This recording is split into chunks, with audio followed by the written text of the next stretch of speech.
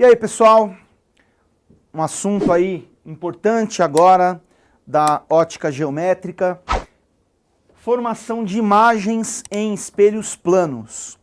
Então, espelho plano é quando você tem uma superfície refletora plana. Então, tem dois casos aqui que a gente pode pensar. O primeiro caso, você tem aqui um ponto P, que nós vamos aí chamar de ponto objeto, tá certo? Professor, o que é mesmo um objeto? Existem aulas anteriores que você pode dar uma olhadinha para se inteirar melhor do que significa um objeto, o que significa uma imagem para nós. Aqui você tem um espelho plano E, aqui você tem um ponto P, que vai ser objeto para nós. E como que você faz para achar a imagem conjugada por esse espelho desse ponto objeto P? Gente, é muito fácil. Você vai pegar a menor distância entre o ponto, atenção, não é entre o ponto e o espelho, é entre o ponto e o plano que contém um espelho, que seria justamente essa distância aqui, ó.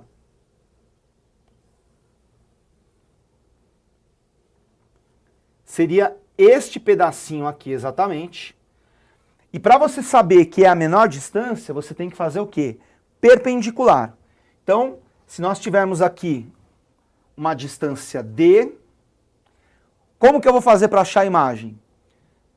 Pego essa mesma distância e jogo onde? Exatamente atrás do espelho. Aqui, ó. E aí eu acho minha imagem, que eu vou chamar de P'. Então esse aqui para nós é o objeto e o P' para nós é a nossa imagem. Detalhe, né, gente? Se essa distância aqui vale D, essa outra distância obrigatoriamente vale D. E aí a gente já percebe, né, a principal característica de espelho plano, que eu diria para você que é a alma dessa matéria. Que é qual, gente? Sempre, sempre, sempre que você tiver um espelho plano, o objeto e a imagem serão simétricos em relação ao plano do espelho. Então a principal característica de espelho plano é a simetria entre objeto e imagem. Agora, cuidado, gente. Se você pega, por exemplo, um ponto que está aqui, ele vai ter imagem formada pelo espelho? Vai. Porque mesmo o espelho terminando aqui, você pode construir a imagem, lembra? Por isso que eu falei que não era a distância do ponto até o espelho, e sim menor distância do ponto até o plano do espelho. Então o que você faz? Pega essa menor distância, perpendicular, e joga onde? Exatamente atrás do espelho. Então sempre você vai ter imagem, tá certo? Agora eu queria mostrar para vocês um outro caso, que na verdade não deixa de ser o caso anterior, né? Que é quando você tem um objeto que é um corpo extenso. Gente, corpo extenso nada mais é do que um conjunto de vários pontos. Então quem sabe resolver para ponto, sabe resolver para corpo extenso. Então, por exemplo, esse triangulinho aqui ABC, como que a gente faz para achar a imagem? Pega cada um dos vértices dele e faz a mesma coisa que a gente fez antes. Simétrico atrás do espelho. Então, faz isso para o ponto A, perpendicular ao plano do espelho, faz isso para o B, perpendicular ao plano do espelho, e faz isso para o C, perpendicular ao plano do espelho. Então, a mesma distância, você joga o quê?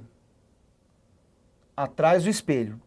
E aí você tem a imagem do C, que é o C', a imagem do A, que é o A', e a imagem do B, que é o B', e a partir daí você tem o quê? A sua imagem A', B', C'.